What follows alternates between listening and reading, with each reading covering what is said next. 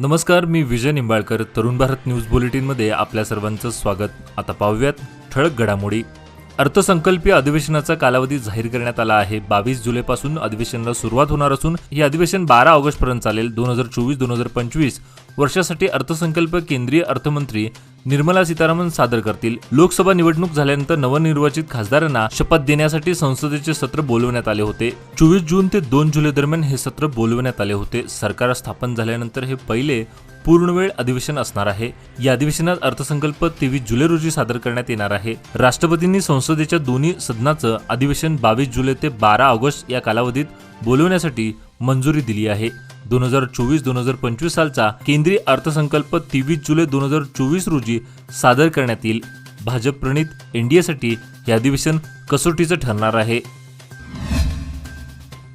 मंगळवारपासून राकसखोप धरण परिसरात पडत असलेल्या मुसळधार पावसामुळे मार्कंडी नदी शेजारील भात शेती पाण्याखाली गेली आहे. नव्यानेच लावणी लावलेल्या शेतामध्ये गुडघाभर पाणी साचलं असून भात पिकाचं मोठं नुकसान होण्याची भीती निर्माण झाली आहे. जिल्ह्याप्रमाणे राकसखोप धरण परिसरात गेले 7 ते 8 दिवस मुसळधार पाऊस पडत आहे. त्यामुळे धरण तुडूंब भरल्याने जलाशयाचे 3 दरवाजे उघडून 2 इंचाने पाण्याचा विसर्ग मार्कंडी नदीत सुरू करण्यात आला असून याचा परिणाम पाण्याच्या पाणी पातळीत वाढ झाली असून नदी शेजारील हजारो एकर भात जमीन पाण्याखाली गेली आहे. आताच लावलेली भाताची कोवळी रोपे पाण्याखाली गेली असून पावसाचा जोर असाच यापुढे कायम राहिला तर ही पिके वाहून जाण्याची भीती शेतकरी व्यक्त करत आहे. कर्नाटक राज्य रयत संघ व हसिरू सेने यांच्यातर्फे जिल्हाधिकारी कार्यालयाच्या शेजारी असणाऱ्या आंदोलनाच्या ठिकाणी भर पावसात शेतकरी हुतात्मा दिन गांभीर्याने पाळण्यात आला. याबरोबर जिल्हाधिकारी व जिल्हा पंचायत मुख्य कार्यकारी अधिकारी यांना शेतकऱ्यांच्या अनेक समस्या जाणून घेऊन त्वरित सोडवाव्यात अशा मागणीचे निवेदन राज्य रयत संघटनेतर्फे देण्यात आले. दरम्यान राज्य व केंद्र सरकारच्या शेतकरी दुटप्पी धोरणामुळे शेतकरी देशोधडीला गेले आहेत. जिल्ह्यातील शेतकऱ्यांची विविध मागण्यासाठी पाठपुरावा करून देखील त्या मागण्या अद्याप मान्य का करण्यात आल्या नाहीत असं संतप्त प्रतिक्रिया शेतकऱ्यांनी व्यक्त करत सरकारविरोधात जोरदार घोषणाबाजी दिली. यावेळी रयत संघटनेचे नेते चुनाप्पा पुजारी, राजू पवार, प्रकाश नाईक सह जिल्ह्यातून आधी शेतकरी उपस्थित होते. तालुक्यात शहर व ग्रामीण भागात गेल्या 5 दिवसांपासून संततधार सुरू आहे. गेल्या 24 तासात पावसाची कमालीची वाढ झाली असून पावसामुळे नद्यांच्या पाणी पातळीत वाढ झाली आहे. अद्याप जलस्तर इशारा पातळीच्या खालीच आहे. पावसाच्या जोरामुळे शेतकऱ्यांनी शेतीच्या कामाला वेग घेतला आहे. ग्रामीण भागात शेतात कामे जोरात सुरू असून शेतकऱ्यांमधून समाधान व्यक्त होत आहे. हवामान खात्याने जिल्ह्यामध्ये मुसळधार पावसाची शक्यता वर्तवली असून त्या अनुषंगाने 48 तासांपासून मुसळधार पाऊस कोसळू लागला आहे. त्यामुळे शहर भागातील बाजारपेठेत नागरिकांची वर्दळ कमी झाली आहे. शहरातील टेंगिनकर गल्ली येथील राजगुरू युवक मंडळातर्फे जिल्हा पोलीस अधीक्षक कार्यालयाच्या नजीक असलेल्या कामतगल्ली विभाग स्मशानभूमीमध्ये श्रमदानाने आदर्शवत अशी स्वच्छता मोहीम नुकतीच राबवण्यात आली. गेल्या कित्येक वर्षांपासून दुर्लक्ष असल्यामुळे कामतगल्ली स्मशानभूमी येथे झाडे झुडपे रान वाढण्याबरोबरच अस्वच्छताही पसरली होती. त्यामुळे अंत्यसंस्कार करताना नागरिकांना अनेक अडचणीचा सामना करावा लागला. स्मशानातील पाय धुण्यासाठी असलेल्या एका नळाला गळती लागली असून तो चारी बाजूने मोडखळीस आला होता. स्मशानभूमीत सर्व चिखलाची दलदल निर्माण झाली होती. याची दखल घेत राजगुरू युवक मंडळ टेंगिनकर गल्लीच्या युवकांनी सलग 8 दिवस रोज सकाळी 7 ते 9 वाजेपर्यंत रविवारी संपूर्ण दिवस या स्मशानभूमीत श्रमदानाने स्वच्छता मोहीम राबवली. सदर स्वच्छता मोहीम यशस्वी करण्यासाठी मारुती निलस्कर, भरत देवजी, विशाल तहसीलदार आदीसह अन्य कार्यकर्त्यांनी विशेष परिश्रम घेतले. रांगोळी कला तशी सोपी नाही, मात्र सर्वातून ती कोणीही आत्मसात करू शकते. पण याच रांगोळीने हुबेहूब चित्र काढणे मात्र अजिबात सोपे नाही.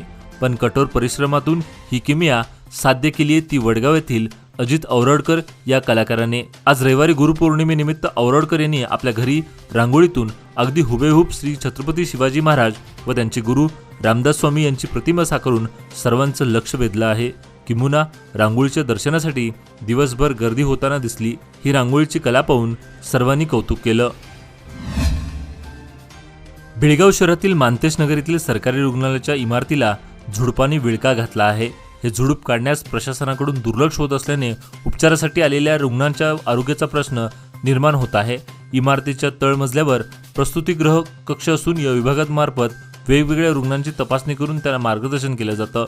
बाजूलाच कर्मचाऱ्यांचे कार्यालय आहे। या इमारतीमध्ये मोठ्या प्रमाणात रुग्णांसह त्यांचे नातेवाईक, वैद्यकीय अधिकारी, कर्मचारी, परिचारिका यांची सतत वर्दळ असते। त्यामुळे डासांचं प्रमाण मोठ्या प्रमाणात वाढलं असून याकडे प्रशासन लक्ष देईल का असा सवाल उपस्थित होत आहे। कॅन्टोन्मेंट बोर्डातील नागरिक वस्तीचं महापालिकेत हस्तांतर करण्याची प्रक्रिया सुरू झाली असून महापालिकेच्या महसूल विभागाकडून सोमवारपासून 22 जुलैपासून सर्व्हे करण्यात येणार असून त्यासाठी सिटी सर्व्हे कार्यालयाची मदत घेणार आहे। केंद्रीय संरक्षण खात्याकडून आलेल्या आदेशानुसार कॅन्टोन्मेंट बोर्डातील काही प्रदेशाचे महापालिकेत हस्तांतर केले जाणार असून त्यासाठी नवी दिल्ली येथे आधी 2 बैठका झाल्या असून कॅन्टोन्मेंट बोर्डात एक बैठक झाली असून त्यामध्ये झालेल्या ठरावानुसार कॅन्टोन्मेंटच्या एकूण 1763 एकर जागेपैकी 112 एकर जागा महापालिकेच्या हस्तांतरित केली जाणार आहे। बेळगाव जिल्ह्यातील खानापूर तालुक्यात काही दिवसांपासून मुसळधार पाऊस पडत आहे। खानापूर तालुक्यातील जांबोटी ते बेळगाव शहराला जोडणाऱ्या जांबोटी पिरनवडी रस्त्यावर राष्ट्रीय महामार्ग 54 कुसमोळी गावाजवळ जुना पूल आणि जांबोटी ते खानापूर खचल्याने व राज्यमार्ग 31 देखील सध्याच्या परिस्थितीत जड वाहनांच्या वाहतुकीस योग्य नसल्याने दोन्ही रस्त्यावरील अवजड वाहनांची वाहतूक पुढील आदेशापर्यंत बंद ठेवण्याचे आदेश जिल्हाधिकारी मोहम्मद रोशन यांनी बजावला आहे। वडगाव बेळगाव येथील साई कॉलनी येथील श्री साई मंदिरात सालाबादप्रमाणे आज रविवार दिनांक 21 रोजी मोठ्या उत्साहात गुरुपौर्णिमा साजरी करण्यात आली। यावेळी साई मंदिर विविध फुलांनी आकर्षकरित्या सजवण्यात आले होते। प्रसंगी साई कॉलनीमधील असंख्य नागरिक बहुसंख्येने उपस्थित राहून पूजा आणि महाप्रसादचा लाभ घेतला।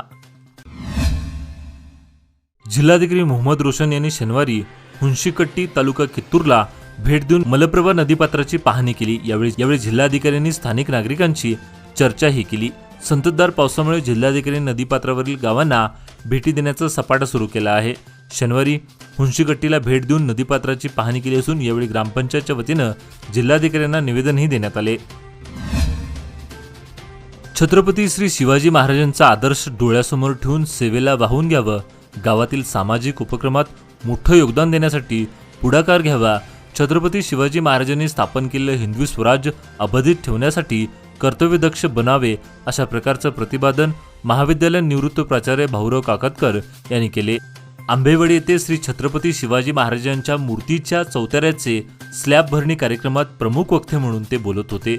या कार्यक्रमाला गव्हर्नमेंट कॉन्ट्रॅक्टर शिवाजी एन अत्वाडकर, मै समितीचे युवा नेते RM चौगुले, ग्रामपंचायत अध्यक्षा लक्ष्मी येळगूकर आदी प्रमुख नेते उपस्थित होते। महाराष्ट्रातील पाणलोट क्षेत्रातून कृष्णा नदीमध्ये सुमारे 1 लाख क्यूएक्स पाण्याचा विसर्ग सुरू आहे, तर आलमट्टी जलाशयातून 1 लाख क्यूएक्स पाण्याचा विसर्ग पुढे सुरू आहे।